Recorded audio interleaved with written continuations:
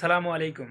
আপনাদেরকে কিছু মনে হলো এই ভিডিওটা দেখে যে সারা পৃথিবীর মুসলমান শুধু তাকিয়ে তাকিয়ে দেখছে ছোট্ট একটা দেশ কত বড় হামলা করে, কত মানুষকে মারে। এই জিবরা দেখে কিছু একটা মনে হলো, বা এই সিংহ দেখে? একটা জিবরাকে ধরছে আর সবগুলো লাইন ধরে দেখতেছে যে আমাদের তো আর ক্ষতি হয়নি, ক্ষতি তো হয়েছে ওই জিবরার, আমার তো কোনো সমস্যা নাই। এটাই পৃথিবীর ইতিহাস এখনকার, যে আমাকে তো আর মারে নাই, ওকে মারছে, আমি কেন এগিয়ে যাব? মুসলমানদের এটাই পৃথিবীর ইতিহাস এখনকার। কি আর বলবো, সবাই ভালো থাকবেন। যদি বোঝেন বুঝপাতা, না বুঝলে তেজপাতা।